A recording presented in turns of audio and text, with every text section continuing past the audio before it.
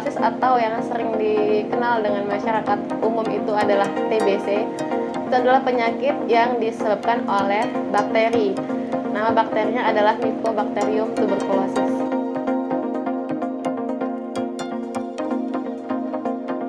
Perkenalkan, nama saya Yuniati Soleka.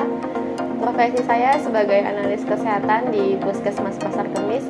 Saya sudah bekerja di sini selama 3,5 tahun dan sudah sedikit banyak menangani kasus tuberkulosis. Bagaimana sih penyebaran dari penyakit TBC ini? Penyakit TBC ini bisa menyebar melalui droplet ketika orang yang menderita TBC itu mengalami batuk atau bersin.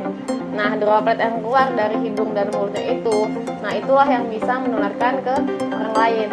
Makanya kenapa orang yang kena TBC itu harus menggunakan masker agar tidak menularkan ke orang lain.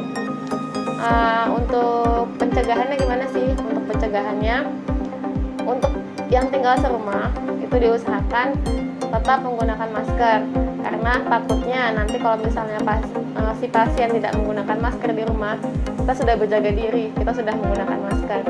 Terus kalau bisa jangan makan satu piring pada penderita TBC.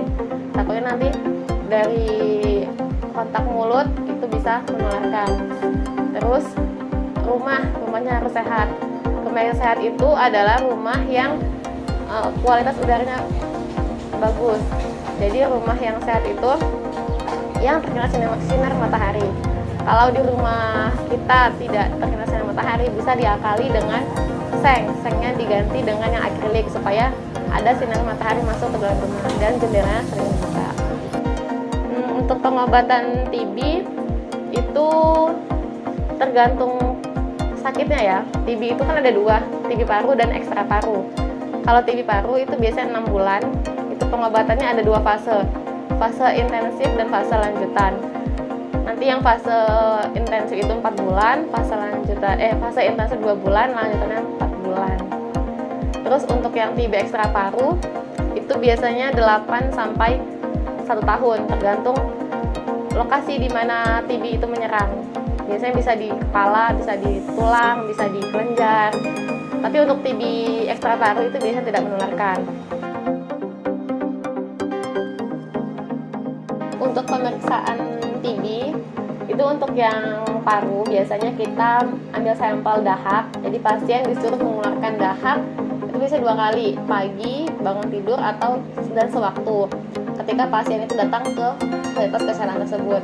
Nah, dahak yang sudah ditampung itu kita periksa untuk diagnosanya sekarang menggunakan TCM. Kalau misalnya untuk follow up itu biasanya menggunakan mikroskopis, karena kalau menggunakan TCM itu DNA-nya terbaca, jadi akan lebih jelas meskipun dahaknya sedikit bercampur air liur itu akan terbaca dengan menggunakan TCM. Tapi kalau dengan mikroskopik belum tentu, karena itu bisa menyebabkan human error. Cuman kalau follow up itu harus dengan mikroskopis. Terus kalau yang ekstra paru itu biasanya diambil biopsi jaringan, misalnya TB kelenjar. Nah, TB kelenjar itu akan diambil biopsi jaringan, nanti jaringannya itu akan diperiksa di lab patologi anatomi.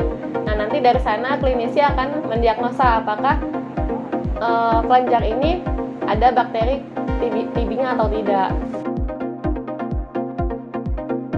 Untuk sarannya kepada teman-teman, banyak makan sayur dan buah, olahraga yang teratur, sering berjemur, hindari merokok, dan kalau misalnya mengeluh batuk selama 2 minggu atau lebih, berat badan menurun, terus tidak nafsu makan, sering berkeringat pada malam hari, jangan takut untuk ke puskesmas atau ke rumah sakit, karena kita harus tahu status kesehatan kita, apakah kita terinfeksi bakteri TBC atau tidak.